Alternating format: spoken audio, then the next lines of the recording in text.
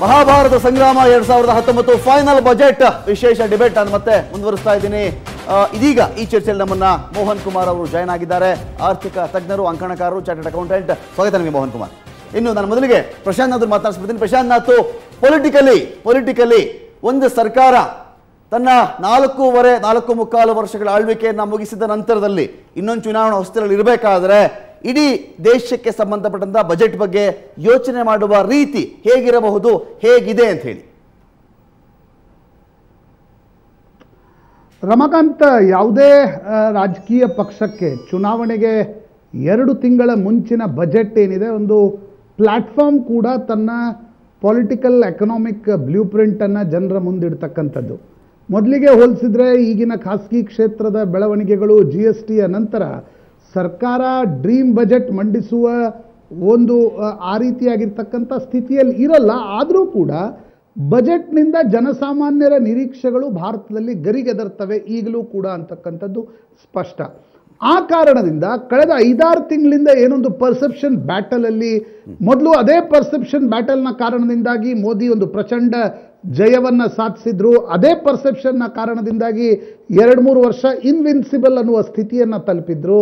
ಈಗ ಅದೇ ಪರ್ಸೆಪ್ಷನ್ ಬ್ಯಾಟಲಲ್ಲಿ ಎಲ್ಲೋ ಒಂದು ಕಡೆ ಮೋದಿ ಅವರಿಗೆ ಸಮಸ್ಯೆ ಆಗ್ತಾ ಇದೆ. ಪ್ರಮುಖವಾಗಿ ಕೃಷಿ ಕ್ಷೇತ್ರಕ್ಕೆ ಸಂಬಂಧಪಟ್ಟಂತೆ ಏನನ್ನೂ ಮಾಡಿಲ್ಲ ಅಂತಕ್ಕಂಥ, ರೈತರು ಒಂದು ರೀತಿ ಅಸಮಾಧಾನದಲ್ಲಿದ್ದಾರೆ ಅಂತಕ್ಕಂಥ ಸುದ್ದಿಗಳು ಆಗಾಗ ಗ್ರಾಮೀಣ ಭಾರತದಿಂದ ಬರ್ತಾನೆ ಇರ್ತವೆ.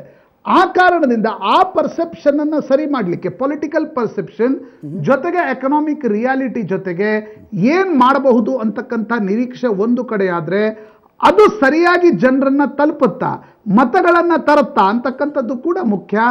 ಆ ದೃಷ್ಟಿಯಿಂದ ನನಗನ್ಸುತ್ತೆ ಕಳೆದ 5 ಬಜೆಟ್ನಲ್ಲಿ ಏನು ನಾವು ನೋಡ್ತಾ ಇದ್ವಿ, ಫಿಸ್ಕಲ್ ಡೆಫಿಸಿಟ್ ಬಗ್ಗೆ ಹೆಚ್ಚು ಒತ್ತನ್ನು ಕೊಡಲಾಗ್ತಾ ಇತ್ತು. ಫ್ರೀ ಬೀಸ್ಗಳ ಗೊಡವೆಗೆ ಪ್ರಧಾನಮಂತ್ರಿ ನರೇಂದ್ರ ಮೋದಿ ಹೋಗ್ತಾ ಇರಲಿಲ್ಲ. ಆದರೆ ಚುನಾವಣೆಗೆ 2 ತಿಂಗಳ ಮುಂಚಿನ ಬಜೆಟ್ನಲ್ಲಿ ಆ ಒಂದು ಟೆಂಪ್ಟೇಷನ್ನಿಂದ ಹೊರಗಡೆ ಬಂದು ಫಿಸ್ಕಲ್ ಡೆಫಿಸಿಟ್, ಎಕನಾಮಿಕ್ ಶಿಸ್ತನ್ನೇ ಕಾಯ್ದುಕೊಳ್ತಾರ ಅಥವಾ ಪೊಲಿಟಿಕಲ್ ಆಗಿರ್ತಕ್ಕಂಥ ಒಂದು ಫ್ರೀ ಬೀಸ್ ಕಡೆ ಹೊರಡ್ತಾರ, ಇದನ್ನ ಕಾದ್ ನೋಡಬೇಕು. ಆದರೆ ಒಂದಂತೂ ನಿಶ್ಚಿತ, ಬಜೆಟ್ ಕೊನೆಯ ಅವಕಾಶ ಪ್ರಧಾನಮಂತ್ರಿ ನರೇಂದ್ರ ಮೋದಿ ಅವರಿಗೆ ಅವರ ಸರ್ಕಾರದ ಬಗ್ಗೆ ಇದ್ದಿರ್ತಕ್ಕಂಥ ಕೆಲವು ಅಸಮಾಧಾನ, ಕೆಲವು ಕ್ವಾರ್ಟರ್ಗಳಿಂದ ಹೋಗ್ಲಾಡಿಸ್ಲಿಕ್ಕೆ. ತದನಂತರದ ಅವಧಿಯಲ್ಲಿ ಮಹಾಭಾರತ ಸಂಗ್ರಾಮವೇ ಆರಂಭವಾಗುತ್ತೆ. ಅದಕ್ಕಿಂತ ಮುಂಚಿನ ಕೊನೆಯ ಪ್ಲಾಟ್ಫಾರ್ಮ್ ಅವಕಾಶ ಅಂತ ನನಗನ್ಸುತ್ತೆ. ಮೋಹನ್ ಕುಮಾರ್, ಈ ಬಜೆಟ್ ಇಂದಾಗಿ ಅಕಸ್ಮಾತ್ ತಪ್ಪೇ ಆಗಿದ್ರೆ ಕರೆಕ್ಟ್ ಮಾಡ್ಕೊಳ್ಳಿಕ್ಕೆ ಒಂದು ಅವಕಾಶ ಅಂತ ಪರಿಗಣಿಸುತ್ತಾ ಒಂದು ಸರ್ಕಾರ, ಅಥವಾ ಎಕನಾಮಿಕಲಿ ಎಲ್ಲಿ ತಪ್ಪಾಯಿತು ಎಲ್ಲಿ ಸರಿಯಾಯಿತು ಈ 4.25 ವರ್ಷಗಳಲ್ಲಿ ಅಂತ ಹೇಳಿ? ಅಲ್ಲ, ತುಂಬಾ ಸೀರಿಯಸ್ ಆಗಿ ಎಕನಾಮಿಕ್ ಡಿಸಿಪ್ಲಿನ್ ಇಟ್ಕೊಂಡು ನಾನು ಮುಂದೆ ಹೋಗ್ತೀನಿ ಅಂತ ಬಂದಿರುವಂತ ಸರ್ಕಾರ ಇದು. ಸೊ ಅದನ್ನೇ ಕಂಟಿನ್ಯೂ ಮಾಡಬೇಕು ಅವರು ಅಂತ ಹೇಳಿದ್ರೆ, ಈಗಲೂ ಅಷ್ಟೇ ಅವ್ರು ಏನ್ ಸ್ಟಿಕ್ ಆನ್ ಆಗಿದ್ರ ಲಾಸ್ಟ್ 4 ವರ್ಷದಿಂದ ಅದೇ ಪ್ರಿನ್ಸಿಪಲ್ಗೆ ಸ್ಟಿಕ್ ಆನ್ ಆಗ್ಬೇಕಾಗತ್ತೆ. ಇಲ್ಲ ಅವರೂ ಮತ್ತೆ ಫ್ರೀ ಬೀಸು ಹಳೆದಕ್ಕೆ ಹೋದ್ರೆ ಅವ್ರಿಗೂ ಬೇರೆ ಪೊಲಿಟಿಕಲ್ ಪಾರ್ಟಿ ಇದುವರೆಗೂ ಆಗಿರೋದಕ್ಕೂ ವ್ಯತ್ಯಾಸನೇ ಇರಲ್ಲ. Very simple, straight forward. ಆಯ್ತಾ? ಒಂದು ಪೊಲಿಟಿಕಲ್ ಪಾರ್ಟಿ ನಾನು ಎಲೆಕ್ಷನ್ ಗೆಲ್ಲಬೇಕು ಅಂತ ಯೋಚನೆ ಮಾಡಲ್ವಾ? ಅಲ್ಲ, ಗೆಲ್ಲಬೇಕು ಅಂತ ಯೋಚನೆ ಮಾಡಿನೇ ದೇಶ ಯಾವ ಸ್ಥಿತಿಗೆ ಹೋಗಿತ್ತು ಇಷ್ಟು ವರ್ಷದಿಂದ ಅಂತ ನಮಗೂ ಗೊತ್ತು, ನಿಮ್ಗೂ ಗೊತ್ತು ಅಲ್ವಾ?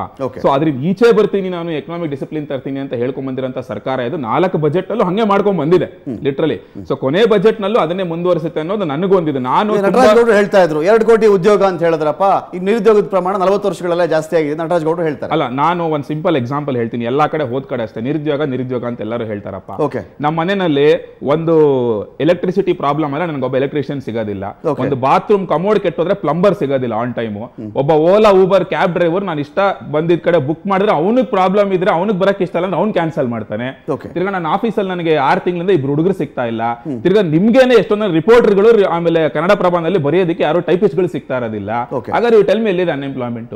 ಪ್ರಾಬ್ಲಮ್ ಇರೋದು ಅನ್ಎಂಪ್ಲಾಯ್ಮೆಂಟ್ ಅಲ್ಲ, ಪ್ರಾಬ್ಲಮ್ ಇರೋದು ಸ್ಕಿಲ್ ಅಲ್ಲಿ. ಈ ಇಶ್ಯೂ ನಿಮ್ಗೆ ಸೆಂಟ್ರಲ್ ಗವರ್ಮೆಂಟ್ ಲೆವೆಲ್ ಅಲ್ಲ ಅಷ್ಟೇ ಸಾಲ್ವ್ ಮಾಡ್ಬೇಕಾಗಿರೋದು, ನಮ್ಮ ಶಾಲೆ ಲೆವೆಲ್ ಅಲ್ಲಿ ಮಾಡ್ಬೇಕಾಗಿರೋದು ನಿಮ್ಗೆ. ಸೊ ಯಾವತ್ತೂ ಅಷ್ಟೇ ನಿಮ್ಗೆ ಸ್ಕಿಲ್ ನ ನೀವು ಅಲ್ಲಿ ಡೆವಲಪ್ ಮಾಡ್ಬೇಕಾಗಿರೋದು. ನೀವು 9ನೇ ಮಾಡ್ಬೇಕಾದ್ರೆ ನೀವು ಮಾಡ್ಬೇಕಾ, ರಘು ಅವ್ರು ಮಾಡ್ಬೇಕು? ಅಲ್ಲ, ಅದು ಎಲ್ಲರೂ ಮಾಡ್ಬೇಕು. ನೀವು ಮೋದಿ ನಾಳೆ ಬೆಳಗ್ಗೆ ಯಾವ್ದೋ ಒಂದು ಸ್ಕೀಮ್ ಅನೌನ್ಸ್ ಮಾಡ್ಬಿಟ್ಟು ಸ್ಕಿಲ್ ಡೆವಲಪ್ಮೆಂಟ್ ಮಾಡ್ತೀನಿ ಅಂತ ಹೇಳ್ಬಿಟ್ಟು ಮಾಡಕ್ ಆಗೋದಿಲ್ಲ, ಅದು ಕ್ಲಿಕ್ ಆಗೋದು ಇಲ್ಲ ಜಾಸ್ತಿ. ಸೊ ಇದು ಬೇಸಿಕ್ ಫಂಡಮೆಂಟಲ್ ಪ್ರಾಬ್ಲಮ್. ನಿಮ್ಗೆ 9ನೇ ಕ್ಲಾಸ್ ವರೆಗೂ ಒಬ್ಬ ಮಗುನ ನೀವು ಫೇಲ್ ಮಾಡಿದಿರಾ, ನೀವು 10ನೇ ಕ್ಲಾಸ್ ಡೈರೆಕ್ಟ್ ಆಗಿ ಫೇಲ್ ಮಾಡಕ್ ಆಗಲ್ಲ. ಅದಕ್ಕೆ ನಿಮ್ಗೆ 45% ತಗೊಳ್ಳೋ ಯೋಗ್ಯತೆ ಇರೋನ್ಗೆ 90% ಕೊಟ್ಬಿಟ್ಟು ಅವ್ನು ITI ಕಳಿಸೋರು ಇಂಜಿನಿಯರಿಂಗ್ ಮಾಡಿ ಆಚೆ ಕಳಿಸ್ತಾ ಇದೀರಾ. ಸೊ ಅವ್ನ ಸಂಬಳ 12,000 ಸಿಗೋದು ಕೊನೆಗೆ. ಪ್ರಾಬ್ಲಮ್ ಇರೋದು ಅಲ್ಲಿ. ಅದಕ್ಕೂ ಇದಕ್ಕೂ ಸಂಬಂಧನೇ ಇಲ್ಲ, ಕಟ್ಟೋದಕ್ಕೆ ಆಗೋದಿಲ್ಲ. ಸೊ ಆದ್ರಿಂದ ನಾನು ಈ ಬಜೆಟ್ ನು ಅಷ್ಟೇ ಎಕನಾಮಿಕಲಿ ಡಿಸಿಪ್ಲಿನ್ ಆಗಿರೋ ಬಜೆಟ್ ನ ಎಕ್ಸ್ಪೆಕ್ಟ್ ಮಾಡ್ತಾ ಇದ್ದೀನಿ. I don't think so it will be A political budget. Madam, ಇದು ಚುನಾವಣಾ ವಾಸ್ತವದ ಬಗ್ಗೆ ಮಾತಾಡೋಣ ಮೇಡಮ್. ಚುನಾವಣಾ ವಾಸ್ತವ ಹೇಗೆ ಅಂತ ಹೇಳಿದ್ರೆ, ಏನಾದರೂ ಮಾಡಲಿ ಯಾವುದೇ ಸರ್ಕಾರ, ವಿಧಾನಸಭಾ ಲೆವೆಲಲ್ಲಿ ಸರ್ಕಾರ ಆಗಲಿ ಲೋಕಸಭಾ ಆಗಲಿ, ಕಡೆಯ ವರ್ಷ ಅಕಸ್ಮಾತ್ ಹೊರೆ ಬಿದ್ದರೂ ಅವ್ರಿಗೆ ತಾನೆ ಹೇಳಿ ಕೇಳಿದ ಮಧ್ಯಂತರ ಬಜೆಟ್ ಅದು ಫ್ರೀ ಇದು ಫ್ರೀ ಅಂತ ಅನೌನ್ಸ್ ಮಾಡಬಹುದು. ಸಿದ್ದರಾಮಯ್ಯ ಅವರ ಸರ್ಕಾರ ಕೂಡ ಸಾಲ ಮನ್ನಾ ಅನೌನ್ಸ್ ಮಾಡಿತ್ತು. ಕುಮಾರಸ್ವಾಮಿ ಅವರು ನಾವು 24 ಗಂಟೆಲಿ ಮಾಡ್ತೀವಿ ಅಂತ ಹೇಳಿ 1,800 ಕೋಟಿವರೆಗೂ ಸಾಲ ಮನ್ನಾ ಇಲ್ಲಿವರೆಗೂ ಸಫರ್ ಮಾಡಿದ್ದಾರೆ, ಹೇಳಿದ 48,000 ಕೋಟಿ. ಅಲ್ಟಿಮೇಟ್ಲಿ ಜನಕ್ಕೇನೋ ಸಿಗುತ್ತೆ ಅನ್ನೋ ವಿಚಾರದ ಬಗ್ಗೆ ಮತದಾರ ಆಸಕ್ತಿಯುತವಾಗಿ ಇರ್ತಾನೆ ಅಂತ ಲೆಕ್ಕಾಚಾರ ಇರುತ್ತೆ. ಬಿಜೆಪಿ ಅದೇ ಲೆಕ್ಕಾಚಾರದ ಮೇಲೆ ಹೋದ್ರೆ ಅಪಾಯನ ಸಕ್ಸಸ್ ಅಂತ. ಮೋದಿ ವಿರೋಧಿಗಳು ಸತತವಾಗಿ ಮೋದಿಯವರನ್ನ ಬೇರೆ ಬೇರೆ ಕಾರಣಕ್ಕಾಗಿ ಇಷ್ಟಪಡದೆ ಅದನ್ನ ಮಾಡ್ಕೊಂಡು ಬಂದಿದ್ದಾರೆ. ನಾವು ಅದ್ರ ಬಗ್ಗೆ ತಲೆ ಕೆಡಿಸ್ಕೊಳ್ಳಲ್ಲ, ಯಾಕಂದ್ರೆ ನಮ್ಮ ಬಡ್ಜೆಟ್ ಅದನ್ನ ಮಾತನಾಡಿದೆ. ಈಗ ನಾವು 2ನೇ ಬಡ್ಜೆಟ್ ನಲ್ಲಿ ಗ್ರಾಮೀಣಾಭಿವೃದ್ಧಿಗೆ 25,000 ಕೋಟಿ ಮೋದಿ ತೆಗೆದಿಡ್ತಾರೆ ಅಂದ್ರೆ ಗ್ರಾಮೀಣ ಭಾಗದಲ್ಲಿ ಯಾರಿದ್ದಾರೆ? ಹಾಗೇನೆ ಆರೋಗ್ಯ ವಿಮೆ ವರಮಾನ ತೆರಿಗೆ ವಿನಾಯಿತಿನ 15,000ದಿಂದ 25,000ಕ್ಕೆ ಏರಿಸ್ತಾರೆ ಅಂದ್ರೆ ಅಷ್ಟು ಕಡಿಮೆ ವರಮಾನ ಯಾರಿಗೆ ಬರುತ್ತೆ? ಅದೇ ತರ 2022ರ ಒಳಗೆ ಅನ್ನದಾತರ ಆದಾಯ ಹೆಚ್ಚು ಮಾಡಬೇಕು ಅಂತೇಳಿ ಕೃಷಿ ಕ್ಷೇತ್ರಕ್ಕೆ 35,984 ಕೋಟಿ ಇಟ್ರಲ್ಲ 3ನೇ ಬಡ್ಜೆಟ್ ಅಲ್ಲಿ. ಇದು ದೂರದೃಷ್ಟಿ ಇರ್ತಕ್ಕಂತ ಬಡ್ಜೆಟ್ ಅಲ್ವಾ? ನಬಾರ್ಡ್ ಅಡಿನಲ್ಲಿ ನೀರಾವರಿ ಯೋಜನೆಗೆ 20,000 ಕೋಟಿ ತೆಗೆದಿಟ್ರಲ್ಲ, ಇದು ರೈತರ ಪರ ಅಲ್ವಾ? ಕೃಷಿ ಸಾಲದ ಗುರಿಯನ್ನ 8.5 ಲಕ್ಷ ಕೋಟಿಯಿಂದ 9 ಲಕ್ಷ ಕೋಟಿಗೆ ಮೋದಿ ಸರ್ಕಾರ ಏರಿಸ್ತಲ್ಲ, ಇದು ರೈತರಿಗೆ ಮಾಡಿದ್ದಲ್ವಾ? ರೈತರ ಮೇಲಿನ ಸಾಲದ ಹೊರೆ ಇಳಿಸಬೇಕು ಅಂತೇಳಿ ಸಾಲದ ಮೇಲೆ ಬಡ್ಡಿ ವಿನಾಯಿತಿಗೋಸ್ಕರ 15,000 ಕೋಟಿ ತೆಗೆದಿಟ್ರಲ್ಲ, ಇದನ್ನ ಏನಂತ ಕರಿತೀರಿ? ಮೋಹನ್ ಅವರು ಮತ್ತು ರಘು ಅವರು ನೋಡಿ, ಅವರು ತಜ್ಞರಾಗಿ ಅವರಿಗೆ ಎಲ್ಲಾ ವಿಚಾರಗಳನ್ನು ಪಾರದರ್ಶಕ ಹೇಳೋದಕ್ಕೆ ನಾವು ಪೊಲಿಟಿಕಲ್ ಪಾರ್ಟಿ ರೆಪ್ರೆಸೆಂಟ್ ಹೇಳೋದಕ್ಕಿದೆ, ನಾನು ಒಪ್ತೀನಿ. ಯಾಕಂದ್ರೆ ಭಾಗ್ಯಗಳನ್ನ ಕೊಡ್ತಕ್ಕಂಥದ್ರ ಜೊತೆಗೆ ಅಭಿವೃದ್ಧಿಯಲ್ಲಿ ಇವತ್ತು ಸೈನ್ಸ್ ಯಾರು ಓದೋದೇ ಇಲ್ಲ, ಟೀಚರ್ಸ್ ಸಿಕ್ಕದಿಲ್ಲ, ಕೌಶಲ್ಯಾಭಿವೃದ್ಧಿ, ಮೇಕ್ ಇನ್ ಇಂಡಿಯಾ ಯಾತಕ್ಕೋಸ್ಕರ ಬಂದಿದ್ರೆ ಮಕಾನ್ ಬ್ರೈನ್ ಡ್ರೈನ್. ನಮ್ಮ ಮಕ್ಕಳು ಇಲ್ಲಿ ಕಲ್ತು ಒಂದು ಡಾಕ್ಟರ್ ಮಾಡೋದಕ್ಕೆ ತೆರಿಗೆ ಹಣ ಎಷ್ಟು ಒಂದ್ ಮಗು ಮೇಲೆ ಖರ್ಚು ಮಾಡ್ತೀವಿ. ಫಾರಿನ್ ಯಾಕೆ ಹೋಗ್ತಿತ್ತು? ಉನ್ನತ ಅವಕಾಶಗಳಿಲ್ಲದೆ ಇರೋದಕ್ಕೆ. ಮೋದಿಜಿಯವರು ಮೇಕ್ ಇನ್ ಇಂಡಿಯಾ ಅಂದ್ರೆ ಭಾರತಕ್ಕೆ ಮರಳಿ ಬರುವಂತ ಪರಿಸ್ಥಿತಿ ಸೃಷ್ಟಿ ಮಾಡಿದೆಯಲ್ಲ. ಸೊ ಇದು ಸತತವಾದ ಒಂದು ಅಪಪ್ರಚಾರ ಮಾಡ್ತಕ್ಕಂಥದ್ದು ಶೋಭೆ ಅಲ್ಲ. ಈಗ ನೋಡಿ, ಕೃಷಿ ಬೇಳೆಕಾಳುಗಳಿಗೆ 500 ಕೋಟಿ ಕೊಟ್ಟಿದ್ದು, ಪ್ರಧಾನಮಂತ್ರಿ ಫಸಲ್ ಬಿಮಾ ಯೋಜನೆಯಲ್ಲಿ 5,500 ಕೋಟಿ ಕೊಟ್ಟಿದ್ದು, ಬಾಣಂತಿ ಇವರಿಗೆ ಗರ್ಭಿಣಿ ಹೆಣ್ಣು ಮಕ್ಕಳಿಗೆ 6,000 ಕೋಟಿ, ಒಂದು ಪಿನ್ಷನ್ 1,000 ಕೋಟಿ ಮಾಡಿದ್ರು. ಯಾವ ಬಡವರಿಗಲ್ವಾ? ಬಡವರು ಹಳ್ಳಿಲಲ್ವಾ ಇರೋದು, ಅವ್ರು ರೈತರಲ್ವಾ? ಇನ್ನೊಂದು ರೀತಿಯಲ್ಲಿ ಸಿಂಚಾಯಿ ಯೋಜನೆ, ನೀರಾವರಿ ಯೋಜನೆಯನ್ನು ಅತಿ ಹೆಚ್ಚು ಮಾಡೋದಕ್ಕೆ ಮೋದಿಜಿ ಟಾಮ್ ಮಾಡ್ಕೊಂಡು ಹೋಗಲ್ಲ. ಮೋದಿಜಿ ಯಾರನ್ನು ಬ್ಲೇಮ್ ಮಾಡ್ತಾ ಇದ್ದೀರಾ? ಕಾಂಗ್ರೆಸ್ ಬ್ಲೇಮ್ ಮಾಡ್ತಾ ಇದ್ದೀರಾ, ನಿರುದ್ಯೋಗಿಗಳನ್ನ ಬ್ಲೇಮ್ ಮಾಡ್ತಾ ಇದ್ದೀರಾ, ಕೌಶಲ್ಯ ಇಲ್ಲ ಅಂತ ಹೇಳ್ತಾ ಇದ್ದೀರಾ, ತೆರಿಗೆ ಹೇಳ್ತಾ ಇದ್ದೀರಾ, ವಿಮೆ ಹೇಳ್ತಾ ಇದ್ದೀರಾ.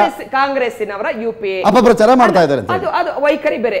ಉದ್ಯೋಗ ಇಲ್ಲ ಅಂತ ನಾನು ಕೇಳ್ತೀನಿ. ಉದ್ಯೋಗ ಕಂಪ್ಯೂಟರ್ ಬರಕ್ಕಿಂತ ಮುಂಚೆ ಮಳೆ ಜೋಡಿಸ್ತಾ ಇದ್ರು.